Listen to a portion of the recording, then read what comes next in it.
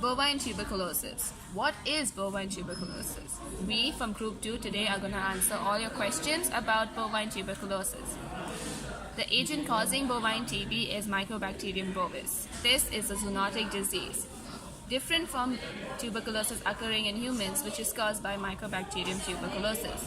Mycobacterium bovis is a form of the Mycobacterium tuberculosis complex. In Malaysia and worldwide, bovine TB is considered a reportable disease, and authorities are required to be notified when animals are detected with this disease. Moving on to the epidemiology.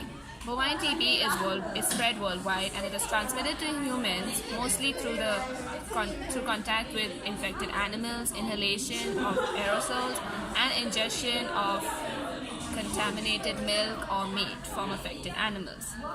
However, prevalence of this disease is highly recorded in parts of South Africa, Asia, and Southern Americas.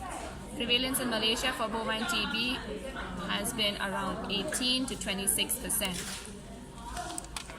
So how do we detect bovine tuberculosis? There's two ways we can detect this disease: antemortem and postmortem. Antemortem clinical signs of the disease would include mild fever, intermittent coughing associated with pneumonia, dyspnea, weakness and inappetence, emaciation caused by the inappetence, and superficial lymph node enlargement. Postmortem findings are related to the antemortem findings. Tuberculosis granuloma forms in the lymph nodes of the head, in the head, in the intestine, liver, and kidneys. These granulomas are yellow in color in cattle, while they are white in the fellows. Acute form of the disease results in reddened periphery and caseous mass in the center of the lymph nodes, whereas the chronic form results in calcified and encapsulated granulomas. Another sign noted during postmortem is bronchopneumonia, as well as formal and enlarged udders, commonly at the rear quarters. Hazards and risk of bovine TB. We know that bovine TB is a zoonotic disease, so how do we deal with this? Knowing the symptoms helps us in this. So symptoms include fever, cough, chest pain, cavitation, and hemoptysis.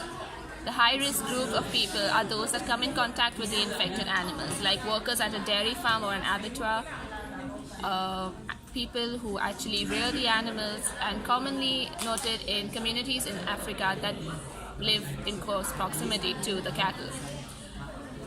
Wild cattle are considered as the carrier of the disease and as well as their reservoir. Prevention of bovine TB. One of the main ways to prevent this disease is to prevent the transmission of it. We can do so by making sure we pasteurize milk, cook food thoroughly to kill the bacteria. Food should be stored at a safe temperature, and meat inspection at the abattoir should be carried out to prevent consumption of infected meat. Proper disposal of infected carcasses is another important factor, as the bacteria can live for a long period of time even after the animal has died.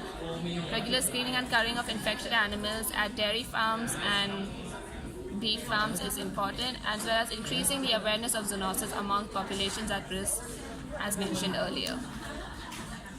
Below we have some images of postmortem findings in a cow infected with bovine tuberculosis. As we can see, there are granulomatous lesions on the lungs as well. That is all from us in Group 2. Thank you.